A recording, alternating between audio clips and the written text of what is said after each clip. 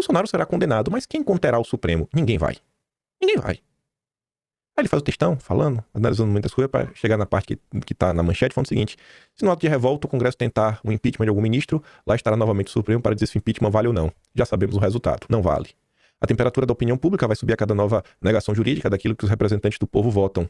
O prognóstico para Bolsonaro, assim, não é positivo. Virada essa página, o fim da ameaça golpista nos obrigará a enfrentar um novo problema. O Supremo hipertrofiado, tanto o New York Times quanto The Economist, apontam que o Supremo acumulou poder demais e vem protagonizando abusos. É um drama tão antigo quanto a humanidade. O poder necessário para se vencer uma nova ameaça torna-se ele próprio uma ameaça. Até agora, praticamente todos os ministros cerraram fileiras com Moraes, mesmo nas decisões mais controversas. Já passou da hora de mais vozes críticas internas se manifestarem. 2026 está aí, Bolsonaro não será candidato, mas o espírito contestatório que o elegeu estará forte. Vivemos um período de democracia ininterrupta mais longevo da nossa história. Para evitar novas conflagrações, será preciso que cada poder volte ao seu lugar.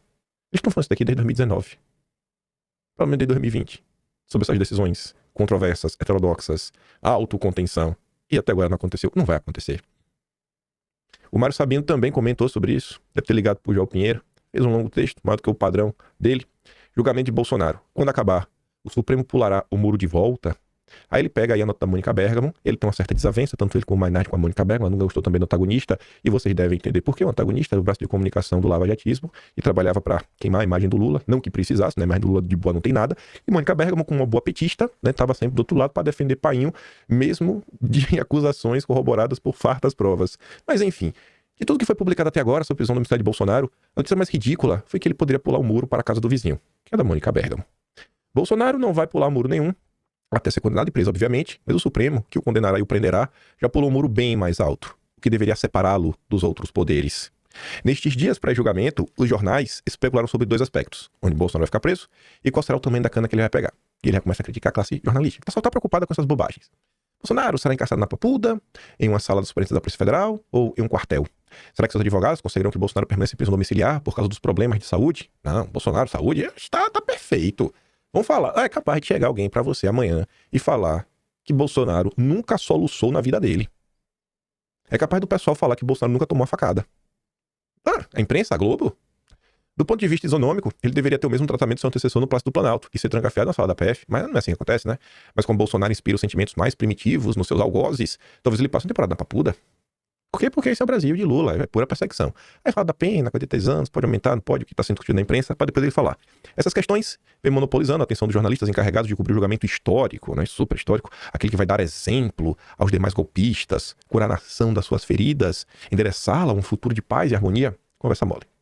Você já viu o discurso semelhante de 2018, quando Lula foi julgado e condenado. Nunca mais corrupção sistêmica, nunca mais tentativas espúrias de permanência no poder, nunca mais corrosão da democracia. Também ouviu no impeachment de Collor, no julgamento do Mensalão, no impeachment de Dilma. São tantos os julgamentos históricos que a coisa fica até aborrecida para quem ainda se lembra deles. E esse texto aqui ele vai se conectar lá na frente. Eu gosto disso no vídeo, sabe? A gente comenta várias coisas no vídeo, né? Mas tem a notícia que eu escolho pra colocar no início, no meio, porque eu quero que as coisas meio que façam sentido entre si, dê pra contar uma história. E acho que vai contar, né? Pra quem tem memória, o Brasil é chato. Às vezes é insuportável. Mas enfim, eu ia dizendo que o Supremo pulou o muro que o separa do Legislativo e do Executivo, mas ele também invadiu a esfera do Ministério Público e das instâncias inferiores do próprio Judiciário. Por esse motivo, a minha preocupação de macaco velho não é com o destino de Bolsonaro, que já está dado. Eu tô apreensivo mesmo, é com o que vem depois. O Supremo vai renunciar ao imenso poder político, policial, que conquistou nos últimos anos? Desde o primeiro inquérito sigiloso, aberto de ofício, em 2019, a pretexto de defender a instituição e por extensão a democracia? Não vai. A prisão de Bolsonaro e de seus asseclas será suficiente para que os ministros pulem o muro de volta ao espaço que lhes conferido pela Constituição que juraram defender? Hoje temos o Supremo que se compraz, inclusive, em ser um poder moderador. Aí ele vai abrir um parêntese para falar o seguinte, né, como apontou o presidente do PT, Edson Silva, então elogioso, apesar de não existir tal poder no sistema político brasileiro. Parêntese, aí ele começa a explicar. O poder moderador saiu da cachola de um apóstolo do liberalismo político, o franco-suíço, Benjamin Constant, para definir que seria papel do rei da monarquia constitucional como árbitro de extrapolação dos outros três poderes e que no Brasil imperial serviu para interferências abusivas. É que as ideias costumam atravessar o Equador rumo ao sul em ondas tropicais invariavelmente para ficar ainda em Benjamin Constant. Ele disse que não é incomum que os depositários do poder tenham uma disposição para considerar facção tudo que é exterior a eles próprios, e às vezes até a nação. Fez parêntese. Pois bem, como sou um pessimista quanto mais, temo que após o julgamento de Bolsonaro, os ministros do Supremo não pulem o muro de volta. Creio que para eles sempre haverá um inimigo da democracia brasileira a ser combatido no campo da exceção, não se renuncia espontaneamente a tanto poder conquistado.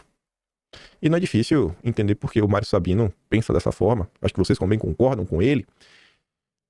O Globo deu aqui destaque a duas falas do presidente do Supremo, o ministro Luiz Roberto Barroso, que participou de mais um evento recentemente. Uma é esta: em breve vamos empurrar extremismo para a margem da história, diz Barroso um dia antes de julgamento de Bolsonaro. Tá falando de vocês, né? Vocês sabem disso. Tá falando de vocês. E o nosso grande Barroso também disse. Barroso disse que o julgamento de Bolsonaro e demais réus da trama golpista devem encerrar ciclos de atraso do Brasil. Pronto.